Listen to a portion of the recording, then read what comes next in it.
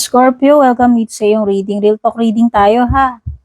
Kung sensitive ka, ayaw mo na mga makakapding messages sa reading, huwag ka na lang manood. Ngayon pa lang uunahan na kita.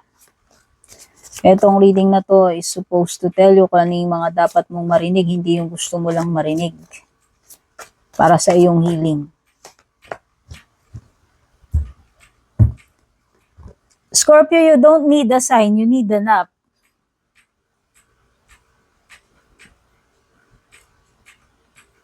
Actually, Scorpio, you don't need a nap. You need to wake up.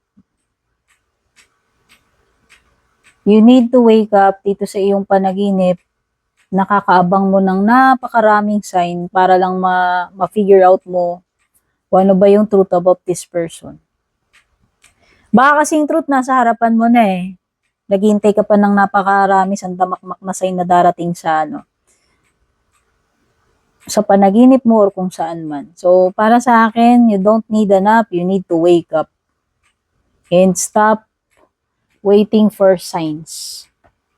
Tungkol dito sa person na to, sa connection na ito.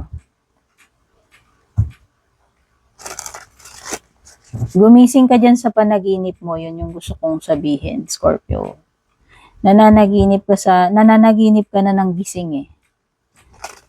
Okay? Ano to? Stop. If they're stingy with chips, stop trying to save people who won't share their snacks.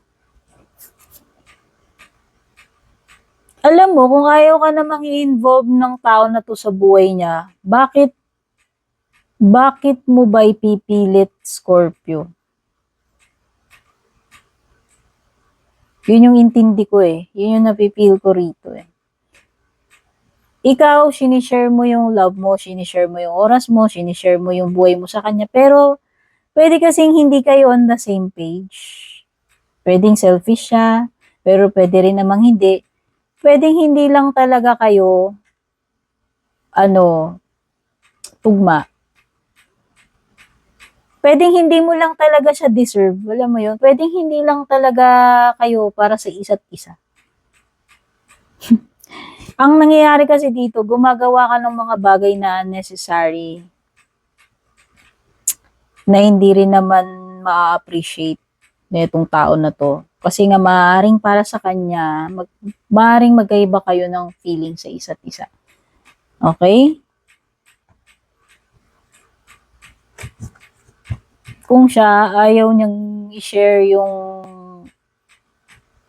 buhay niya sa'yo, wag mong gawin yun. Or kung ano man yung mga bagay na yun na hindi mo na dapat gawin pa. Mafe-feel mo naman, mababasa mo naman yung tao kung talagang gusto ka niya eh. Or gusto niya ng commitment sa'yo, diba? Kung talagang gusto ka niya, kung talagang mahal ka niya. Ano pa? Being too much again. Rejection, over-expression, shame. Oh. Eh, na nga yung sinasabi ko. Dito pa lang na-feel ko na yung rejection, di ba? Kaya, huwag mo nang gawin yung mga bagay na yan na sinasabi ko naman na unnecessary. Gumising ka na dito sa panaginip mo. Harapin mo yung realidad. Na baka talagang ayaw niya sa'yo. Or hindi ka na niya mahal. Ayan o.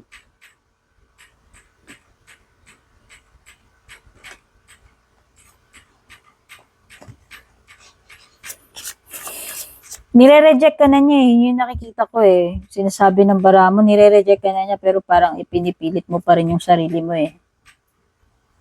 So, sabi ko nga eh, you don't need a nap. You need to wake up. Scorpio. Huwag mo nang i-involve yung sarili mo sa taong ayaw ka naman sa'yo. Ayaw niya sa'yo. Or hindi ka niya na-appreciate, or hindi ka niya talaga mahal, or wala talagang feelings para sa'yo. Ano to? Lovers reversed. You could be dealing with someone na may Gemini sa kanyang chart, or baka meron ka ring Gemini sa chart mo. Ayan o. This is not love, Scorpio. Lovers reverse. This person, maaaring wala talaga siyang feeling sa'yo. Sabi ko nga, hindi kayo on the same page. Pwedeng hindi ka niya talaga mahal, wala talaga siya nararamdaman, or hindi ka na niya mahal kung minahal ka man niya before.